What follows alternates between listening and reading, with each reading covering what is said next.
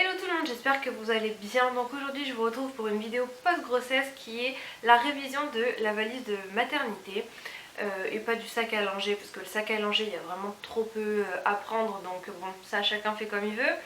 La valise de maternité, moi j'avais apporté beaucoup de choses parce que j'avais suivi scrupuleusement le livret qui était donné à la maternité. Donc j'avais apporté beaucoup. Et au final, j'ai vraiment pas eu besoin de toutes ces choses là, j'en avais beaucoup trop apporté. Donc du coup, aujourd'hui je vous fais la révision de cette valise et on va en prendre beaucoup moins. Donc on va diviser cette vidéo en plusieurs catégories puisque vous commencez à me connaître peut-être. J'aime bien quand tout est vraiment très clair dans des catégories, etc. Pour au moins on ne se perd pas. Donc du coup j'ai divisé cette vidéo en 4 catégories.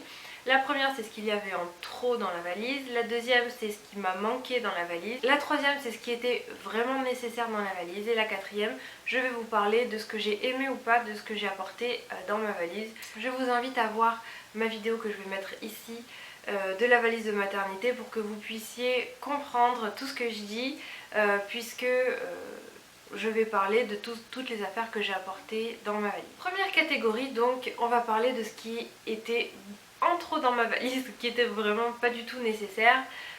Et on va commencer par le plus gros que j'ai emporté, qui est les pyjamas et les bodys, puisque le petit livret nous disait qu'il en fallait 6 à chaque fois, 6 pyjamas, 6 bodys. Donc j'étais allée en acheter exprès parce que j'avais peur d'en manquer et finalement j'aurais pas dû aller en acheter, on va dire, dès le départ. Tout simplement parce que pour moi j'avais la possibilité de laver les pyjamas et les bodys à chaque fois. En fait chaque jour mon mari allait porter à ma mère les habits pour qu'elle les lave, donc du coup à chaque fois c'était lavé et au final on n'a vraiment pas eu besoin de 6. Je pense que 3-4 bodys et pyjamas sont largement suffisants si vous avez la possibilité de les laver. Et évidemment si votre bébé ne régurgite pas à chaque fois qu'il tète.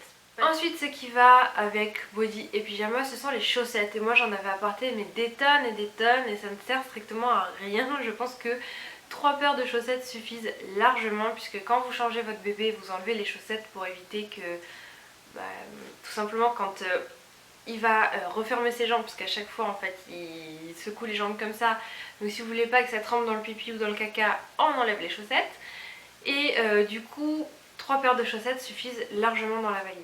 Ensuite j'avais apporté des bodys en manches courtes puisque mon bébé est né en plein été. Ça ne sert strictement à rien, pourquoi? Parce que quand le bébé est à la maternité on va l'habiller très chaudement même s'il naît en été, donc on va lui mettre des bodys en manches longues, des pyjamas polaires, on va lui mettre la gigoteuse, la couverture, etc. Donc les bodys en manches courtes, oubliez-les.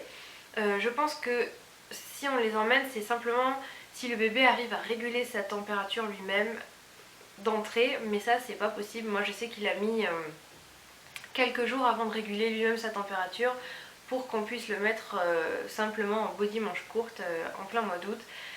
Mais voilà, à la maternité ça ne sert à rien, n'en importez pas. Ensuite ce qui m'a servi à rien c'était les bavoirs puisque j'ai allaité. Évidemment si vous donnez le biberon ça sert, mais pour celles qui veulent allaiter les bavoirs ne servent à rien.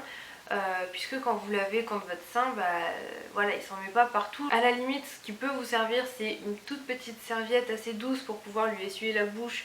Parce que parfois quand il s'enlève et que le sein coule, voilà, il s'en met un petit peu sur la joue. Mais vraiment apporter des bavoirs et en apporter plusieurs ça ne sert strictement à rien. Ensuite ce qui a servi à rien c'était les culottes filées. Donc on nous avait demandé d'apporter ça au début en fait pour mettre quand on a beaucoup de perte de sang pour éviter de tacher nos culottes. Et puis de toute façon en fait les culottes ne peuvent strictement pas retenir l'énorme serviette qu'on nous met. Et ça n'a servi à rien, pourquoi? Parce que la maternité tout simplement les fournit. Pour celles qui ne le savent pas en fait, après l'accouchement on perd énormément de sang et du coup en fait on vient nous donner, c'est même pas des serviettes, c'est des carrés comme ça de serviettes qu'on vient nous poser.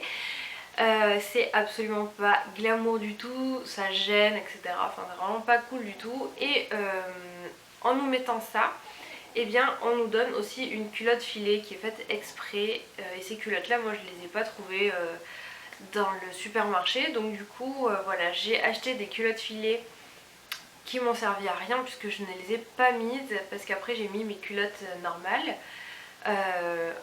Et voilà, donc du coup ça c'est vraiment un achat inutile puisque la maternité le fournit. Et enfin ce qu'il y avait en trop dans ma valise c'était l'eau thermale puisque j'avais acheté 2 bouteilles et j'ai toujours pas fini la première bouteille.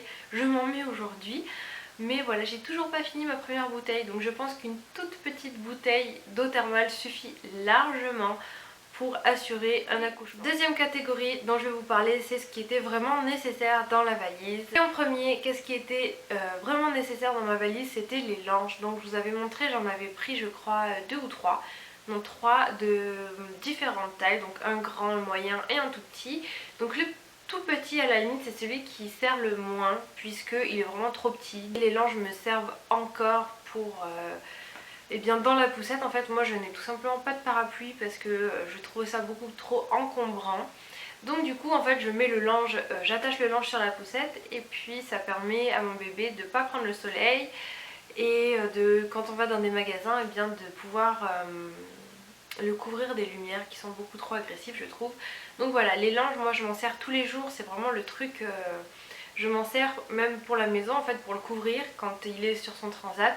Je lui mets un linge, c'est vraiment super. Ça vraiment c'est un achat hyper utile. Ensuite ce qui va avec les langes, donc je vous ai parlé, c'est les couvertures pour la nuit. Et ça c'est vraiment nécessaire, je vous conseille vraiment de prendre des couvertures épaisses. N'ayez pas peur d'acheter des couvertures en laine ou quoi parce que le bébé la nuit a froid. Même si dans la maternité il fait bon, même si votre bébé naît en été comme le mien, il faut des couvertures épaisses parce que moi j'avais 2 petites couvertures qui étaient en coton quoi, qui n'étaient pas en laine et j'étais obligée de lui mettre les 2 couvertures parce que sinon il avait trop froid. Donc n'ayez pas peur de prendre des couvertures assez épaisses et en laine pour pouvoir couvrir votre bébé. Ensuite ce qui était vraiment utile pour bébé c'était pour sa toilette. C'était donc le liniment, le gel douche et les cotons puisque à la maternité même si on vous le fournit, mais en fait ils fournissent n'importe quel liniment en fait.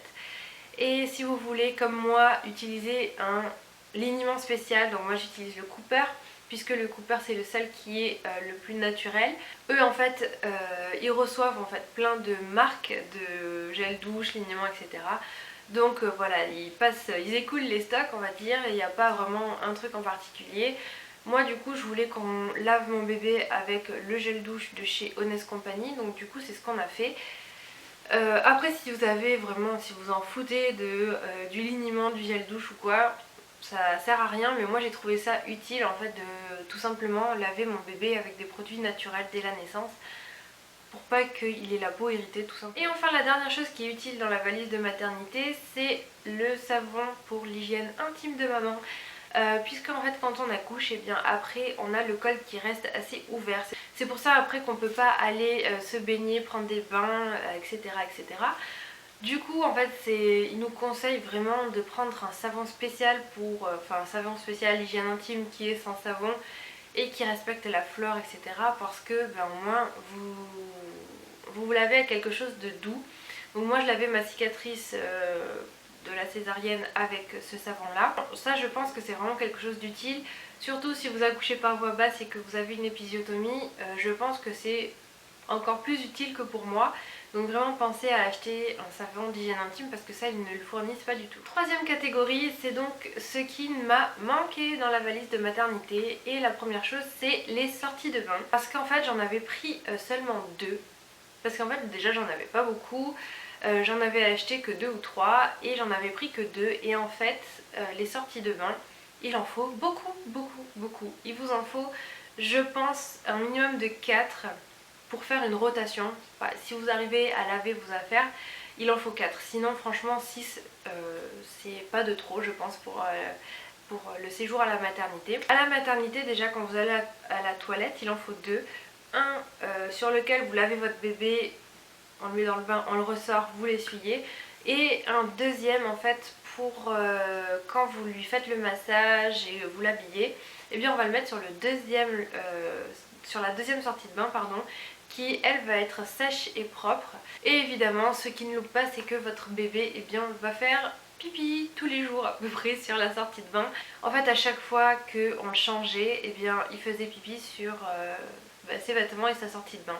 Voilà, il faut s'habituer au début à contrôler les pipis, à arriver à gérer, à mettre la couche à temps et tout. Après je vous le dis, on s'habitue et on arrive à gérer. Mais au début franchement on se laisse complètement dépasser, on ne s'en sort pas. Et du coup il nous fait pipi partout. Donc du coup,